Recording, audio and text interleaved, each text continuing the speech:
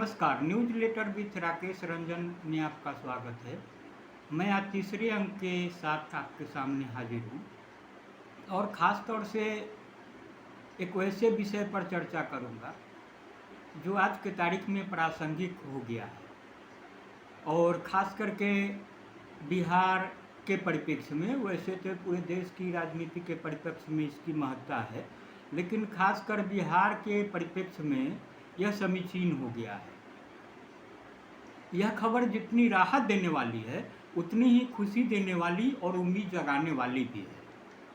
तो हम आगे बढ़ते हैं, इससे पहले आपको यह बता दें कि यह उस दौर की बात है जब बिहार में राजनीति गर्म थी और उस राजनीति की सरगर्मी बढ़ाने के लिए डीएनए जैसे शब्दों की महती भूमिका रही थी और उसमें कहा गया था कि यह बिहारी स्वाभिमान को ललकारने की बात है।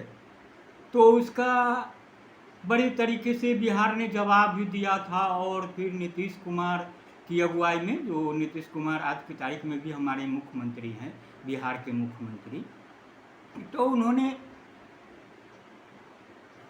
डीएनए के बहाने बिहार को कटघरे में खड़ा करने वाले बयान को चुनौती देते हुए पूरे बिहार से नाखून इकट्ठा कर भेजने का अभियान चलाया था और कहा था कि आप हमारे डीएनए की जांच करवा सकते हैं। तो स्वाभाविक है उसमें राजनीति भी थी और राजनीति के कट पैमाने भी निकाले जा सकते हैं, लेकिन मैं आगे बढ़ने से पहले आपको बता दूं कि इस में व्यंग है और इसका उद्देश्य कतिपय किसी राजनीतिक दल, राजनेता या किसी प्रदेश के लोगों को व्यक्तिगत रूप से आहत करना या चोट पहुंचाना नहीं है, लेकिन हाँ, इससे आप संजीदगी से ज़रूर लेंगे, इस पर सोचेंगे, मनन करेंगे, है ना, तो यह आपको खुशी देगी और आपको सुनने में भी अच्छा लगेगा और उसको समझकर उसके निहितार्थ निकालने में भी। तो एक बार मैं फिर बिहार के वरिष्ठ पत्रकार जो हमारे मुजफ्फरपुर से आते हैं, उन्होंने कई अखबारों में सेवा दी है और वे किसी परिचय के मोहताज नहीं है, तो मैं उनका सिर्फ नाम बता दूं। उनका नाम है दिव्येश त्रिवेदी और वे इस तरह की रचना बराबर करते हुए रहते हैं। तो इस तरह की सामग्री उनके माध्यम से ही मुझे हाथ लगी है, तो इसके लिए मैं उनका भी बहुत आभार और धन्यवाद जताता हूँ। तो मैं आगे बढ़ता हूँ। साहब ने अंततः मान लिया है कि बिहार में डीएनए टेस्ट जरूरी है। इतना ही नहीं, लगे हाथ राज्य में 2 जगहों पर डीएनए टेस्ट लैब स्थापित करने का भी निर्णय लिया है। यह हालिया निर्णय है और बहुप्रतीक्षित निर्णय है। आज़ाद भारत में इतने लंबे वर्षों के बाद बिहार में डीएनए टेस्ट लैब स्थापित करने का फैसला हुआ है, तो इसलिए तब डीएनए को लेकर हुई चर्चा और लैब को जोड़ करके कुछ कहने का मौका मिला है। तो विवेक जी लिखते हैं कि मेरा माथा तो उसी दिन ठनका था जब एक राज्य विशेष मतलब गुजरात के, तो गुजरात से आने वाले लोग गुजराती कहते हैं, तो उन्होंने कहा कि जब एक गुजराती ने हमारे डीएनए पर सवाल उठाया था। किसी को भोज खिलाना न खिलाना हमारा विशेषाधिकार है, हम जिसे चाहे भोज खिलाएं और जब हमारी मर्जी हो भोज का निमंत्रण देकर सामने से पत्ता खींच ले। जब हमारी मर्जी हो अपनी व्याहता को तलाक देकर पड़ोसी पैदल पड़ोसी के घर पहुंच जाए और दावते इक़्तिदार में हम सफ़र के गले लग जाए। हमें हक किसी को नहीं दे सकते कि वो हमारे डीएनए पर सवाल उठाते हुए हमारी सत्ता को नाजायज़ औलाद की संज्ञा दे दे। कल अगर कोई प्रधानमंत्री हमसे किसी बिहारी के डीएनए पर सवाल उठाएगा तो हमारे खून का नमूना हैदराबाद नहीं भेजना पड़ेगा। देखिए, ये बहुत रोचक व्यंग है और बहुत इसको संजीदगी से सुनने की ज़रूरत है। खून तो हमारा उस दिन भी खौला था जब हमारे मुख्यमंत्री के डीएनए पर सवाल उठाया गया था। मैं तब खुश भी, तब मैं खुश तो हरगिज नहीं हुआ था। मैं तब भी दुखी हुआ और आज भी उस बयान की भर्त्सना करता हूँ, लेकिन क्या करूँ, हमारे मुख्यमंत्री बाद में उसी नरेंद्र मोदी के गले लग गए। तो डीएनए की जो चर्चा है ना, तो वो नरेंद्र मोदी नहीं थे। नरेंद्र मोदी आज में प्रधानमंत्री है और नीतीश जी लंबे समय से बिहार में शासन कर रहे हैं, और जो सत्ता की राजनीति होती है, इधर उधर उछल कूद की बात होती है, गठबंधन की बात होती है, तो कभी किसी के साथ जाना, कभी किसी के साथ जाना।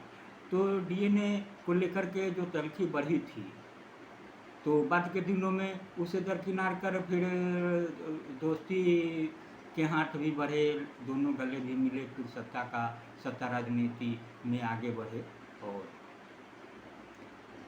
बात चलती रही। फिलहाल फिर एक बार बदली परिस्थिति में नीतीश कुमार भाजपा के साथ नहीं है। याद कीजिए, शब्द वापसी अभियान के तहत हम बिहारियों को डीएनए टेस्ट के लिए हजारों नमूने भेजने पड़े थे। अगर अपने घर में लैब होता तो हमें बाहर नमूना नहीं भेजना पड़ता। हमें हैदराबाद के टेस्ट लैब पर जरा भी भरोसा नहीं है। अपने राज्य की रिपोर्ट पर हमारा नियंत्रण होगा। जैसे हमारे नौकरशाह सूबे की तरक्की बताने वाली बहुत तरह की रिपोर्ट बना लेते हैं, वैसे ही हमारे अपने लैब में रिपोर्ट भी बना करेगी। अब अगला चैप्टर है, वो भी आपको काफ़ी रोचक लगेगा कि अब बिहार के डीएनए पर सवाल नहीं है। एक समय था कि डीएनए का नाम लेते ही हम बिहारी भड़क जाते थे। कोई किसी व्यक्ति विशेष के डीएनए पर सवाल उठाता तो हम उसे स्वाभिमान से जोड़ देते थे, बिहारी स्वाभिमान से जोड़ देते थे। हमें ऐसा एहसास होता था कि सामने वाला बिहार के डीएनए में खामी बता रहा है, हम इसे बिहारियों के मान सम्मान का मुद्दा बना देते थे। अगर कल तक आप किसी एक बिहारी के डीएनए पर शक की उंगली उठाते तो उसे झट से बिहारी अस्मिता से जोड़ लिया जाता। हम आज़ादी के 75 वर्षों के बाद भले ही डीएनए लैब नहीं बना सके हैं, डीएनए के सवाल पर सरकार बनाने की काबिलियत रखते हैं। ऐसे संवेदनशील सूबे में डीएनए टेस्ट पर सहमति और लैब की स्थापना भारतीय लोकतंत्र के लिए निरंतरकारी कदम है। अब प्रत्येक बिहारी का कर्तव्य है कि लैब की स्थापना के बाद अगर किसी कोर्ट से किसी बिहारी के डीएनए का आदेश दिया जाएगा तो हम समझदारी से काम लेंगे। हम कल से लोगों को समझाने के लिए जन जागरण अभियान चलाएंगे। युग परिवर्तन हो चुका है, अब एक व्यक्ति के डीएनए टेस्ट से संपूर्ण बिहार की प्रतिष्ठा दांव पर नहीं लगेगी। अब इसको देखने और समझने की ज़रूरत है कि उस समय जो डीएनए का सवाल उठा था वो कतिपय भोज को लेकर के हुआ था। नीतीश कुमार ने भोज पर नरेंद्र मोदी जी को आमंत्रित किया था और फिर कतिपय कारणों से भोज में उनकी उपस्थिति नहीं हो पाई थी, तो इसी को लेकर के डीएनए की चर्चा हुई थी और फिर उसको बिहारी स्वाभिमान से जोड़कर बात हुई थी। तो अब इस के रचनाकार डीएनए के बहाने जो रचनाकार हैं, जो व्यंगकार हैं, वो बताना चाहते हैं कि अब चूँकि डीएनए टेस्ट की बात हो रही है, डीएनए टेस्ट लैब भी बिहार में स्थापित हो रहा है, तो अब इस तरह से कोई बहुत अभियान चला करके और पूरे बिहारी समाज के, बिहार की अस्मिता से जोड़ करके और फिर नाखून इकट्ठा करके भेजने के कि चलो भाई डीएनए जांच करा लो, तो जैसी कोई बात नहीं होगी। अगर किसी व्यक्ति के विशेष के डीएनए के बारे में बात हो जाएगी तो व्यक्ति विशेष की जांच यहाँ हो जाएगी और फिर जांच में निष्पक्षता का भी कोई सवाल नहीं है। तो निष्पक्षता को लेकर भी बात है और यह बात जो है इसमें भी थोड़ा व्यंग है, गहराई है, इसको समझने की ज़रूरत है कि अगर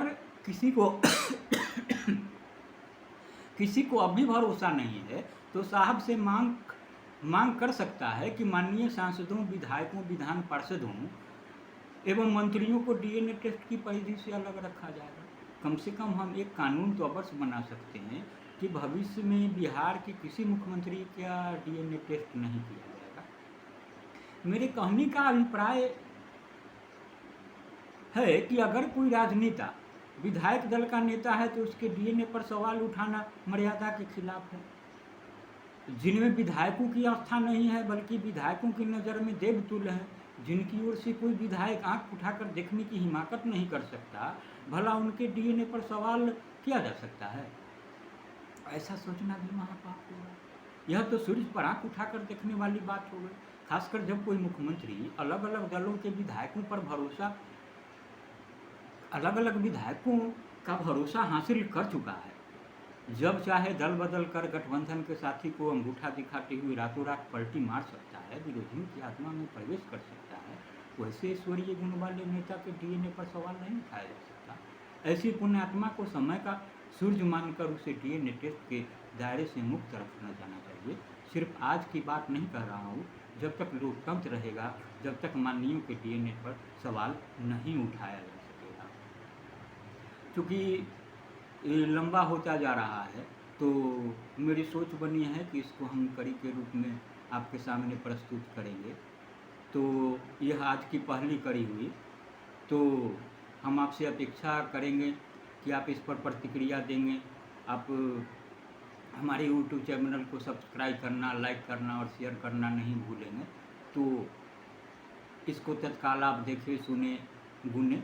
कल मैं इसकी दूसरी कड़ी और न्यूज़लेटर विथ राकेश रंजन की चौथी कड़ी के साथ आपके सामने उपस्थित रहूँगा। तब तक के लिए नमस्कार।